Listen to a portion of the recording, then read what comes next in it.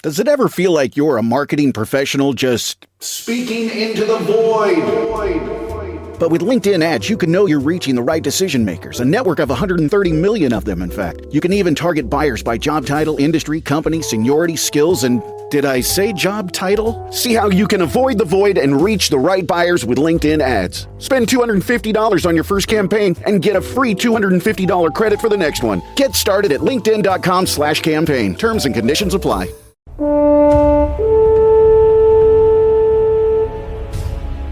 Esta es el Arca de la Alianza, el objeto más sagrado y al mismo tiempo más peligroso que ha existido en la Tierra.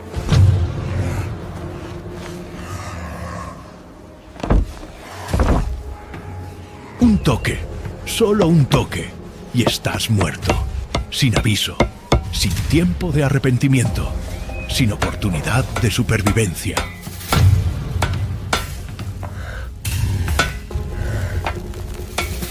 Ya has oído hablar de ella, pero no de la forma en que vas a oírlo ahora.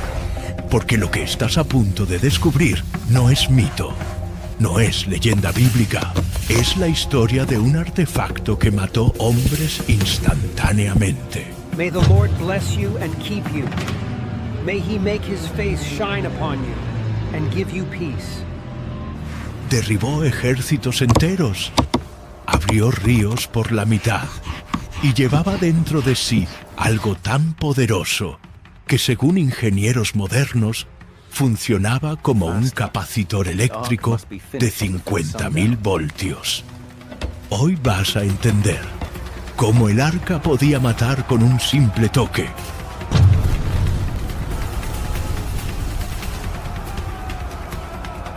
¿Por qué los nazis la buscaban desesperadamente?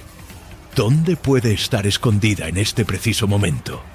Y cuando llegues al final de esta historia, nunca más vas a poder mirarla de la misma forma. Suscríbete y activa la campanita.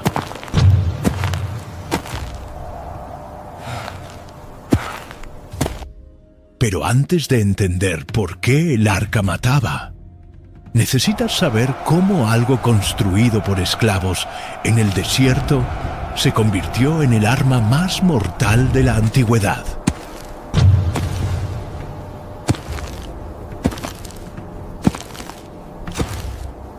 Empecemos. Monte Sinaí, 1446 a.C. Moisés baja de la montaña sosteniendo instrucciones divinas. No eran sugerencias, eran especificaciones técnicas militares. 1,15 metros de largo, exacto. 70 centímetros de ancho, exacto. 70 centímetros de alto, exacto. 1 milímetro equivocado no servía. Y aquí está el primer misterio. ¿Por qué Dios sería tan riguroso, tan técnico, tan detallista? La respuesta es simple y aterradora. Porque el menor error mataba. Pero espera, ¿quién construiría esto? Israel acababa de huir de Egipto después de 400 años haciendo ladrillos de barro. No tenían talleres, no tenían herramientas de precisión. ¿Cómo lo consiguieron? Dios eligió a un hombre llamado Bezalel y hizo algo sin precedentes. Lo llenó con el Espíritu Santo específicamente para construir. Bezalel fue el primer hombre en la Biblia descrito como lleno del Espíritu de Dios. No para profetizar, no para liderar ejércitos, sino para trabajar con las manos. Dios literalmente programó su cerebro con conocimiento sobrenatural. Y lo que necesitaba construir rayaba en lo imposible. Madera de acacia, resistente, ligera, casi indestructible, recubierta de oro puro por dentro y por fuera. Pero, ¿de dónde sacarían esclavos fugitivos 150 kilos de oro puro? La respuesta está en la salida de Egipto. Antes de huir, los israelitas pidieron a los egipcios artículos de plata, oro y ropa. Los egipcios, aterrorizados por las 10 plagas, lo dieron todo.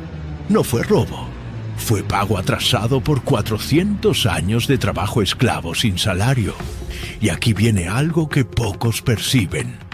Esta estructura, conductor, aislante, conductor, es idéntica a un capacitor eléctrico gigante.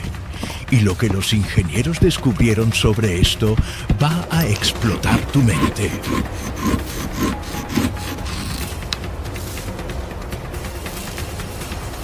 El oro conduce la electricidad. La madera aísla. El oro conduce nuevamente. Si el arca acumulaba carga estática al ser transportada por el desierto, funcionaría como una batería primitiva almacenando voltaje.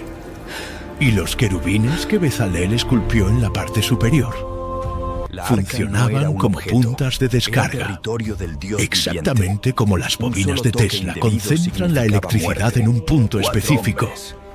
Si alguien con una carga diferente tocara el arca, 50.000 voltios directo al cuerpo. Muerte instantánea sin explicación aparente. Pero Bezalel no lo sabía. Él solo sentía. Sentía que cada golpe del martillo, cada ajuste, cada placa de oro moldeada llevaba un peso que no podía explicarse. Y cuando finalmente estuvo lista, todo el campamento lo sabía. Había algo diferente en el aire, un peso, una presencia. Pero el arca no fue hecha para quedarse quieta. Y lo que pasó en el primer transporte casi mató a los hombres más santos de Israel. Comenta, Dios es detallista si estás percibiendo la precisión de esto. El arca necesitaba moverse. Y todos lo sabían. Un error significaba muerte inmediata. Los levitas de la familia de Coat fueron elegidos. 4 hombres, 2 varas. 0 margen de error. No tocar el arca. Nunca tocarla. Pero aquí hay algo que nadie te ha contado. Antes de cargarla, había un ritual mortal de 7 días. Si un levita omitía un paso, todo el campamento podía ser destruido. 7 días de purificación ritual. Lavados ceremoniales 3 veces al día. Abstinencia sexual completa. Ayunos parciales. Ofrendas de purificación. ¿Por qué? Porque tocar el arca en estado de impureza no mataba solo a ti. La ira de Dios podía caer sobre tribus enteras. Cuando los hombres finalmente se acercaron, sus pasos se volvieron más lentos. Cada respiración era pesada. El oro temblaba a la luz del sol. La madera parecía vibrar sutilmente, como si el arca estuviera despertando. Y entonces algo inesperado ocurrió. Algo que hizo que la sangre de todos se congelara. Un viento caliente sopló. No era normal. No era del desierto. Era otra cosa. Los cabellos de los levitas se movieron. Las ropas se agitaron. El aire se volvió denso. Era como si el arca estuviera probando quién se atrevería a tocarla. La multitud quedó en silencio absoluto. Hasta los niños se detuvieron. Hasta los animales se acurrucaron. Cuando los levitas finalmente sostuvieron las varas, la levantaron. El arca dejó el suelo. Y, por un instante que pareció una eternidad, nadie respiró. El oro reflejó el sol como si estuviera encendido por dentro. Había una luz que no venía del cielo ni de la tierra. Una luz propia, casi viva. Y entonces ocurrió lo que todos temían.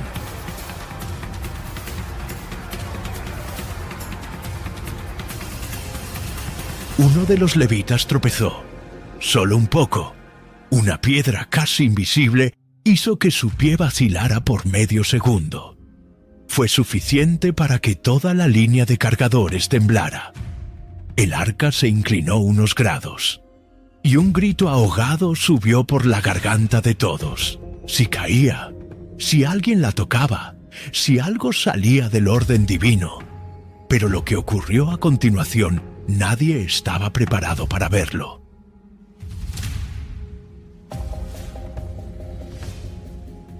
En el instante exacto en que el arca perdería el equilibrio, una fuerza invisible la estabilizó.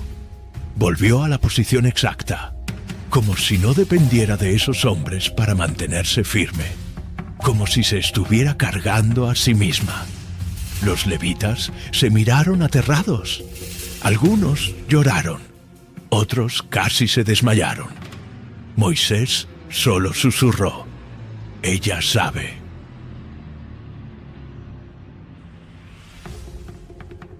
Y nadie sabía si eso era bueno o terriblemente malo. Pero el arca solo estaba comenzando a mostrar su poder, porque en la primera noche acampados, algo surgió en el cielo, y lo que ocurrió dejó huellas gigantescas alrededor del campamento. Deja tu like si sentiste la tensión de esta escena.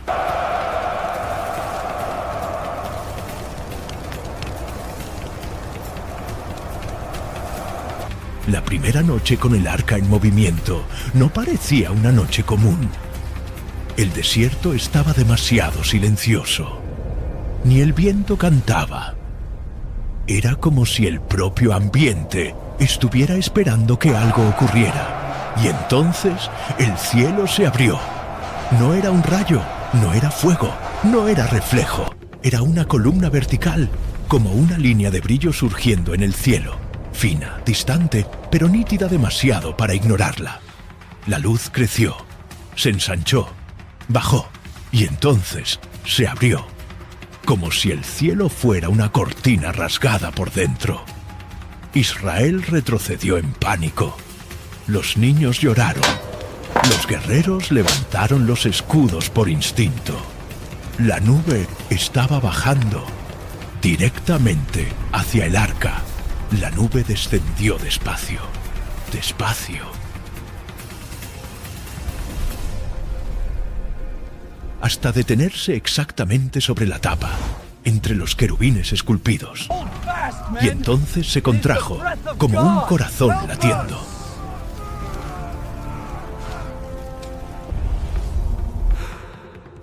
El primer pulso hizo temblar el suelo. El segundo hizo oscilar las fogatas. El tercero hizo que la arena se levantara del suelo. El arca brilló. El oro se volvió blanco. Literalmente blanco. Como metal calentado a un punto imposible. Y entonces, un sonido. Un sonido que nadie podía describir.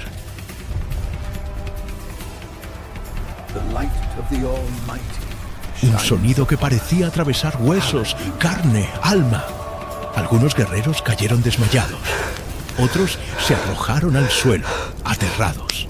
Y fue ahí que el arca respondió. Sí, respondió, como si estuviera viva. Una onda de luz salió de ella, subió por la nube y se conectó al cielo como una columna viva. Y, por un instante, todos vieron algo dentro de la luz. No era rostro, no era forma humana. Era presencia. Una presencia tan pesada que parecía aplastar el aire alrededor. La luz duró unos segundos o unos minutos. Nadie pudo medir el tiempo. Y entonces, así como vino, se recogió. Y a la mañana siguiente, cuando el polvo finalmente se asentó, se encontraron huellas gigantescas alrededor del campamento. Huellas de algo que nadie jamás había visto antes. Días después, Israel llegó al río Jordán, en época de crecida, imposible de atravesar. El agua venía fuerte, cortando las orillas con violencia. Pero Dios dio una orden tan extraña que parecía insana. El arca entrará primero. Y lo que ocurrió a continuación desafió todas las leyes de la física. Keep your eyes on the ark. The Lord is leading us 4 forward. levitas sostuvieron las varas. Bajaron la pendiente. Sintieron el agua helada golpear contra los tobillos. Y entonces, apenas los pies de los sacerdotes tocaron la corriente, el río se detuvo. No disminuyó, no desaceleró, se detuvo, como si hubiera sido cortado por una cuchilla invisible. El agua se erigió en una pared gigantesca, como si alguien estuviera sosteniendo la corriente con las manos, y el suelo seco apareció ante ellos. Israel atravesó miles, luego decenas de miles, luego cientos de miles. Pero esa era solo la primera demostración, porque días después, el arca enfrentaría algo que ninguna arma humana podría destruir. Murallas de 6 metros de espesor. Y lo que ocurrió en Jericó cambió la historia de la guerra para siempre.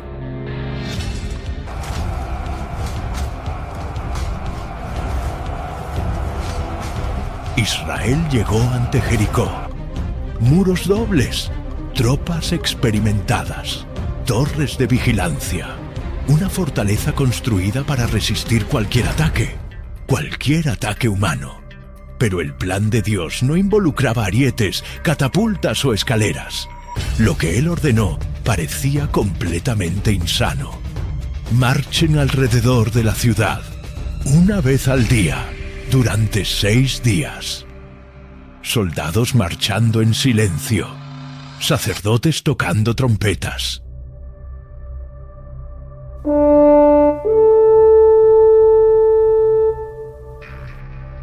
Y en el centro de la formación, el arca, brillando bajo el sol, emitiendo una presencia intensa, casi física. Los habitantes de Jericó observaban desde los muros, confundidos. Aquella no era una guerra normal, pero el 7º día sería diferente, porque el arca estaba a punto de liberar algo acumulado durante 6 días enteros. 7 vueltas completas. Las trompetas resonaban como truenos, y el arca parecía pulsar, como si el propio Dios estuviera acumulando algo. A cada vuelta, la tensión aumentaba. Los soldados sudaban.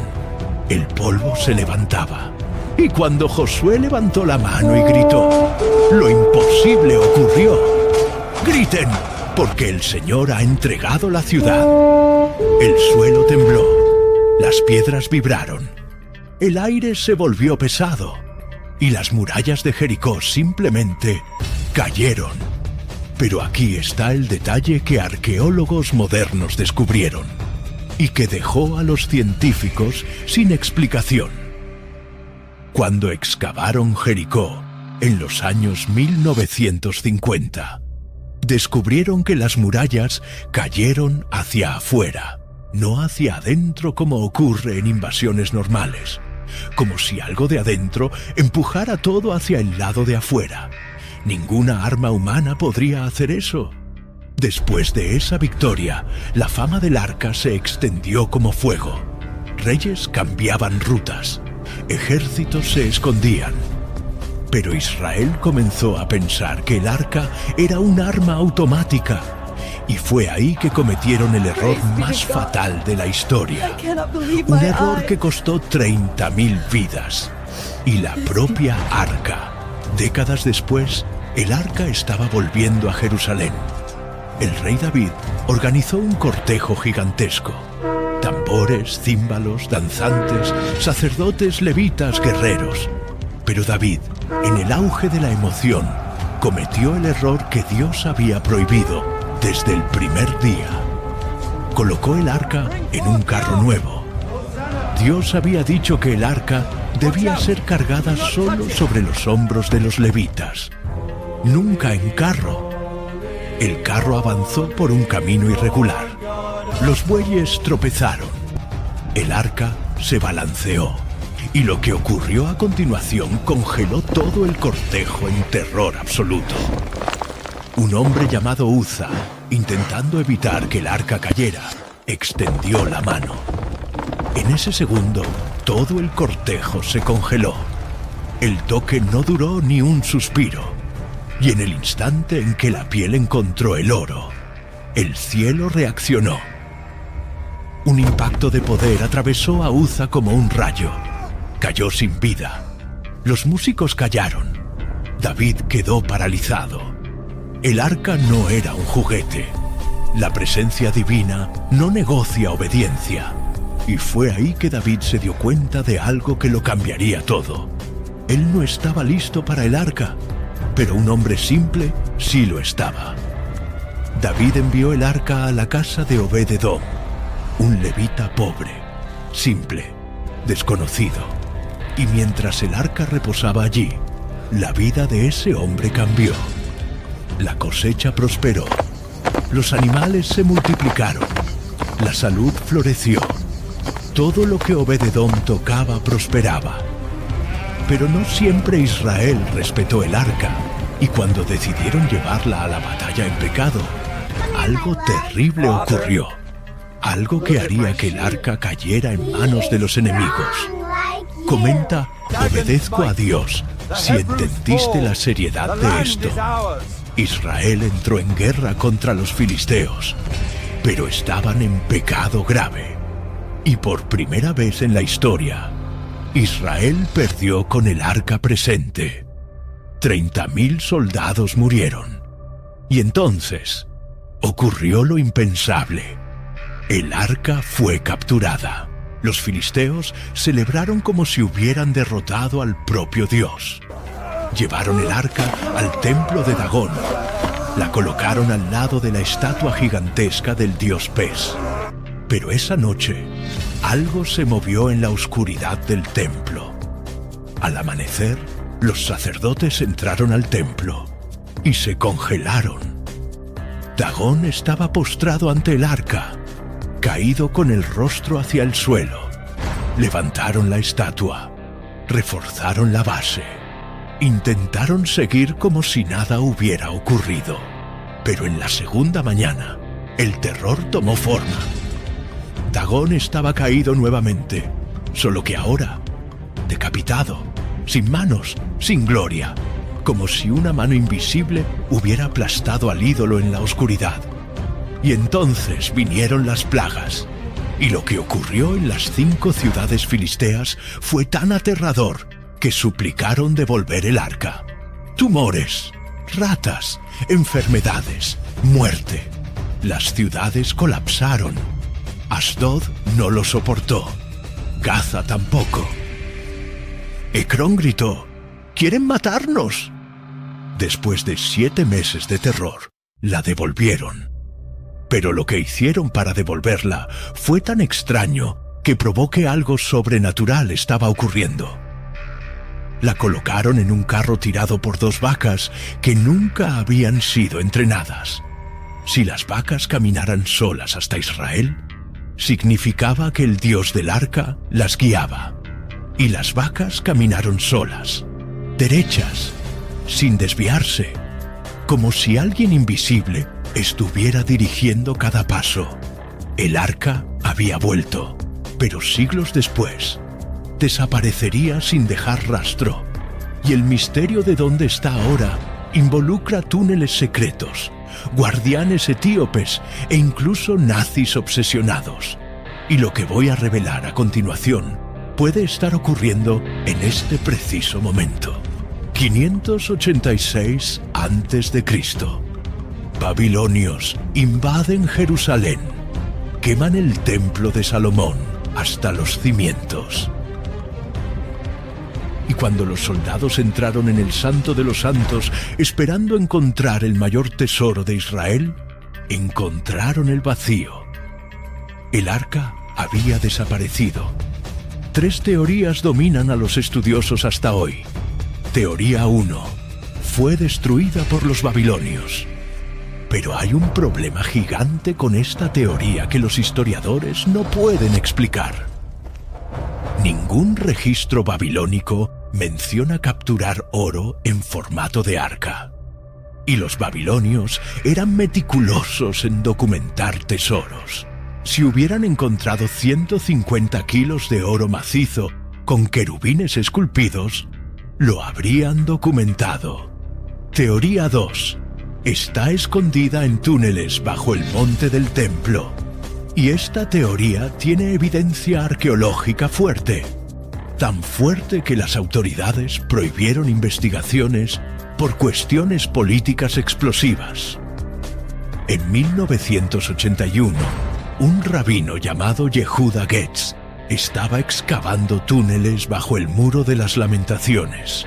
Encontró un corredor bloqueado que llevaba directamente bajo el monte del templo. Él creía que el arca estaba allí, pero autoridades musulmanas lo descubrieron. Llenaron el túnel de concreto y prohibieron cualquier excavación futura. Hasta hoy hay cámaras inexploradas bajo el lugar más disputado del planeta y nadie puede entrar. Teoría 3. Está en Etiopía, pero la teoría más controvertida involucra a un guardián que vive encerrado en una iglesia y nunca sale. Él dice que vio el arca, pero no puede probarlo. En la iglesia de Santa María de Sion, ciudad de Aksum, hay un guardián que vive dentro de la iglesia y nunca sale. Es elegido siendo joven y pasa el resto de su vida protegiendo algo que nadie más puede ver. El guardián actual dice que vio el arca, pero no puede describirla. Las fotografías están prohibidas. Cualquier intento de investigación científica es bloqueado. ¿Qué están protegiendo? La obsesión nazi. Y en 1936, la búsqueda del arca salió del territorio religioso y entró en el territorio de la guerra. Y lo que los nazis creían sobre el arca era absolutamente aterrador. Heinrich Himmler, mano derecha de Hitler, envió brigadas nazis a las montañas de Francia. ¿Por qué los nazis querían el arca? Porque registros históricos describían el arca siendo llevada a la batalla y emitiendo poder que derribaba murallas y mataba ejércitos enteros. Himmler, obsesionado con el ocultismo, creía que encontrarla garantizaría la victoria del Tercer Reich. Pasaron meses excavando. No encontraron nada. Pero hay algo que nadie considera. ¿Y si te dijera que las tres teorías pueden estar correctas al mismo tiempo? Piénsalo conmigo. Los sacerdotes escondieron la verdadera arca bajo el monte del templo, pero crearon una réplica perfecta y la enviaron a Etiopía como distracción. ¿Por qué? Porque quien busca, busca en un lugar solo. Nadie busca en dos lugares al mismo tiempo. Y aquí hay algo que pocos saben.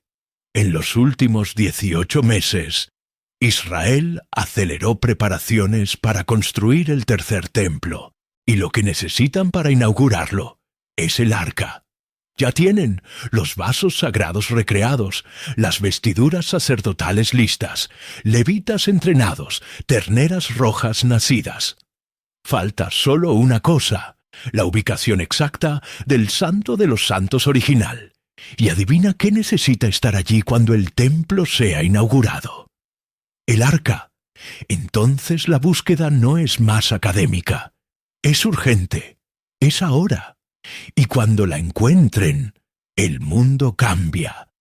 Porque según las profecías, esto marca el inicio del fin. El arca no desapareció. Está esperando. La pregunta no es dónde está, es cuándo va a aparecer. Y cuando aparezca, ¿qué pasa cuando alguien la toque por primera vez? ¿Recuerdas cómo empecé este video? Un toque, solo un toque, y estás muerto. Ahora sabes por qué. Ahora sabes cómo. Ahora sabes dónde puede estar. Pero la pregunta final es, si estuvieras frente a ella ahora, sabiendo todo lo que sabes, ¿la tocarías? Si llegaste hasta aquí, comenta "obedezco a Dios" y deja tu like. Suscríbete al canal, porque en el próximo video voy a revelar cómo se construyó el Templo de Salomón, la estructura más cara y técnicamente imposible del mundo antiguo, creada específicamente para albergar el arca en el Santo de los Santos. Haz clic en el video que está apareciendo en la pantalla ahora. ¡Hasta el próximo video!